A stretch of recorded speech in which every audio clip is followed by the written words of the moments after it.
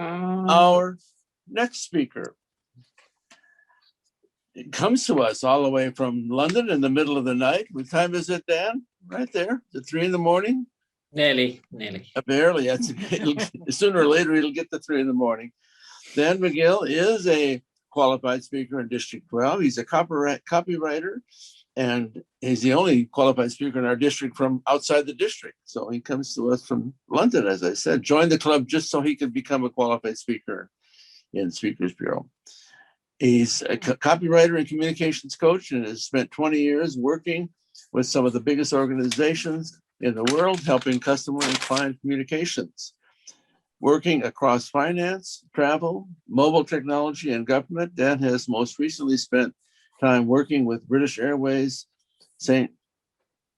James Place, I think that is. Dan was the District 91 Humorous Speech Champion in 2019, won Speakers Bureau Humorous Contest last December in 2020, International Speech Contest, and he competed in International Speech Contests in each of the last 3 years, and is currently the president of Society Speakers in London. And I have visited that club, and I'm sure he will invite you to come and visit him sometime.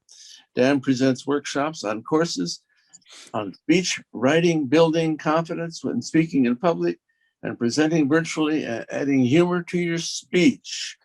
And if I get my title out here, and I heard it already, and you are in for a treat. His speech title is Only Connect: Why Connecting with the Audience is the Biggest Challenge for Speakers. Dan Magill, why connect?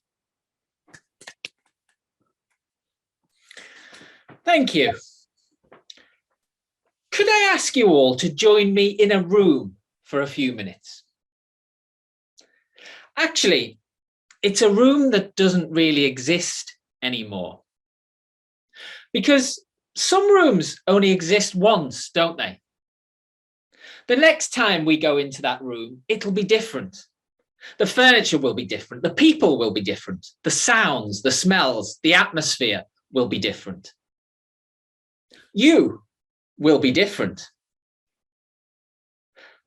But the room I want to take you in today existed in London in December 2019.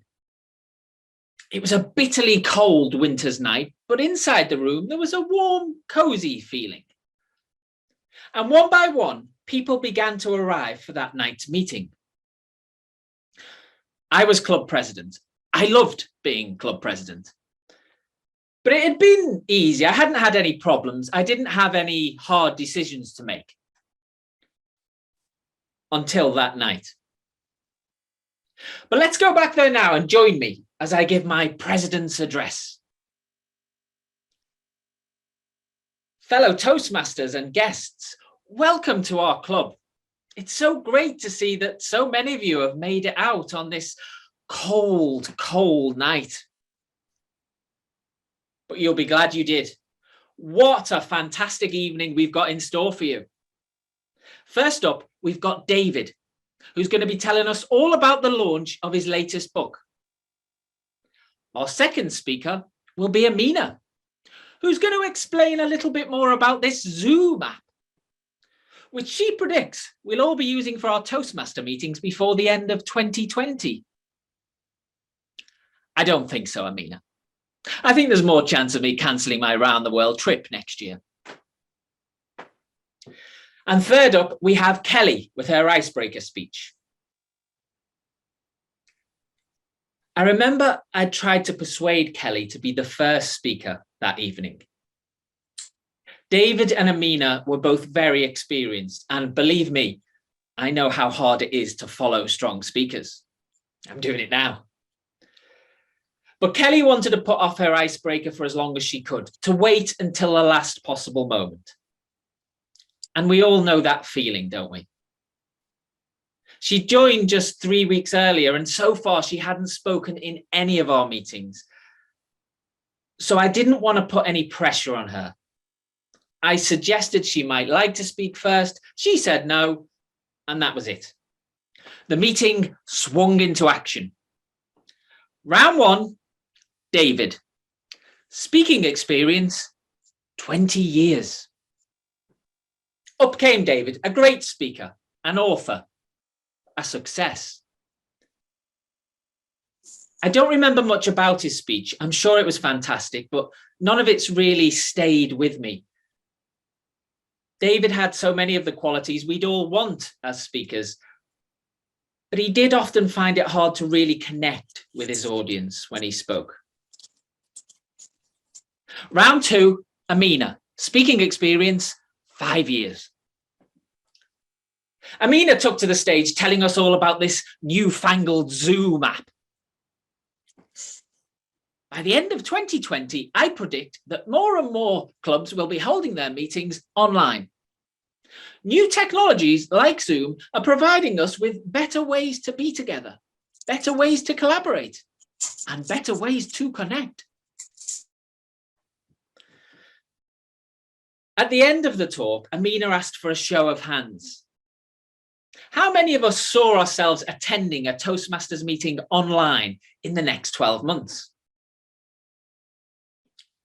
We all raised our hands because that's what people do, isn't it? None of us believed it, not for a moment. If you told me there and then that within 6 months, I'd be presenting all my speeches half naked, live from the Golden Gate Bridge, I'd have laughed at you. Round 3, Kelly. Speaking experience, 0. As Kelly stepped into the ring, I caught David and Amina sharing a competitive glance. They both knew they'd spoken well, and it would be tough for the audience to decide which one of them would win the coveted Best Speaker award for the evening. Mr. Toastmaster, fellow Toastmasters and guests, I'm Kelly, and I want to tell you a little bit more about me.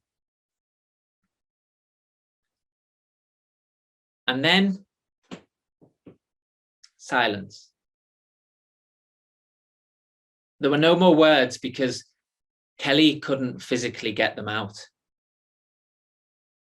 Her whole body was shaking from head to toe. Her face and neck were bright red. And from my ringside seat, I could almost hear her heart beating out of her chest. Give her a few more seconds, I thought to myself. She'll get over the initial panic and she'll be okay. But a few more seconds came and went, and Kelly still hadn't managed to say anything else. And then a tear started to run down her left cheek. And then another one down her right cheek. And then she was crying. This terrified woman who must have spent her entire life dreading this moment was stood in front of us, crying. You could have heard a pin drop in the audience. Nobody was checking their phone. Nobody was daydreaming. Nobody was wondering where they could buy David's latest book or download Zoom. Every heart and mind in that room were captivated by this woman who was communicating everything to us without saying a word. And there it was, my first challenge as president. Do I step in and end Kelly's agony, start a round of applause, save her from the situation she's in? Or do I just wait for her to decide enough is enough, run back to her seat or out of the room, maybe never to be seen again? I didn't know what to do. Kelly was caught like a boxer with her back against the ropes, the knockout punch about to be delivered.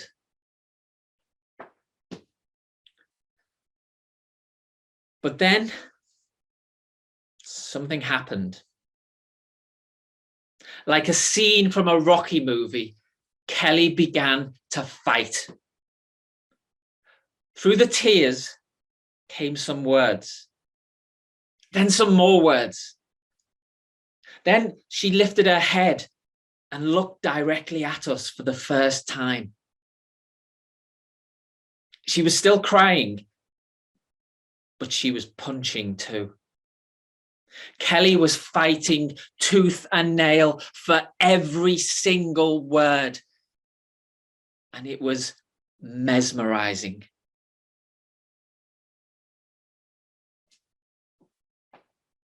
It took Kelly 16 minutes to complete her 4 to 6 minute icebreaker speech. They were 16 minutes that nobody in that room will ever forget. Kelly's body and her mind fought against her every step of the way. But something else fought back. And whatever that something else was, it won. Through the tears, we couldn't really understand what Kelly was saying. But that didn't matter. Because stood in front of us that night was a woman fighting for every breath, fighting to be heard, fighting to connect. Kelly used no fancy words or state-of-the-art technology, but she connected with her audience that night like nobody I've seen before or since. It was the first time I've known every single audience member vote for the same person as best speaker. It was a unanimous decision, a knockout. And as she came up to collect her best speaker award, I caught David and Amina applauding with admiration and delight. I congratulated Kelly, and she said she was so embarrassed that she'd only won because people felt sorry for her. David and Amina were both so much better than me, she said. And of course, it's understandable that she thought that. We'd all think that, wouldn't we? And maybe that's because none of us truly understand what it is to connect with an audience. You might be thinking right now, well, people probably did vote for her because they felt sorry for her. So what if they did? They felt something. We have our advanced clubs, our world champions, our DTMs, our ACGs, our top speakers who've learned every trick in the public speaking book, except often how to connect. But if you are a more experienced speaker, if you don't suffer with your confidence, if you've overcome your public speaking paralysis, what can you possibly learn from Kelly's story? If you came up on stage and pretended you couldn't speak and then broke down in tears, it wouldn't be real. It would be disingenuous. It would be ridiculous. But I think that in Kelly, the lesson is stood there right before us. And I think it is a lesson for all of us. Be real. Be authentic. Be you. No matter what you're talking about, find ways to show the audience your vulnerabilities, your little victories, your passions, your failures, your worries, your hopes, your dreams, your humor, your bravery, your spirit, yourself. Let your audience see the real you. And if you truly do that every time you speak, they'll see themselves in you. And they will connect. When you're preparing a talk, think less about what you'd like to say as a speaker and more about what you'd like to hear yourself say if you were in the audience. Pause. Always pause. Give your audience time to process what you're saying. Give them time to feel, time to laugh, time to connect. And always try and do something to make your audience react, surprise them, challenge them, annoy them, entertain them. Do something. There is no tip or trick or technique in speaking that's more important than connection. The founder of Toastmasters, Ralph Smedley, was once asked what he thought made a great speaker. And he said, all the best speakers share one quality, and that's connection. He said, when a speaker can connect with their audience, they'll transcend their message and form an individual bond with every person in the room. On that cold night in London, Kelly transcended her message, and Kelly formed a bond with every person in the room. So although she'd never spoken in front of an audience before, and she could hardly even get her words out, on that night, in that room, Kelly was a great speaker. And I'm still to see anybody more deserving of a Best Speaker award than that brave, resilient, inspirational young lady. And if you need any more proof of how brave she is, after the meeting that night, I half-jokingly suggested to Kelly that she might want to come and give the speech again the following night at one of my other clubs. She looked at me like I'd just pointed a gun in her face. And then she said yes.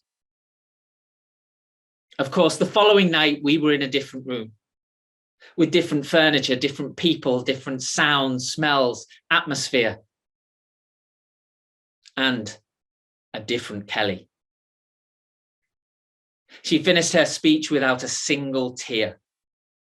It was a fantastic speech about her lifelong battles with confidence. She won Best Speaker. Thank you. Thank you so much, Dan, for your presentation. I think many could watch your speech over and over again on YouTube and pay attention to many of the techniques that you involved. It's so good. I am so glad I mentioned this when I heard you on Saturday, that I think it would be a part, should be a part of an international convention as part of a session that would be really appropriate for those members of the audience. For those of us who almost everyone joins to improve themselves, and those that stay to improve others. And so the value of what you had to say is so special. So thank you again for doing that.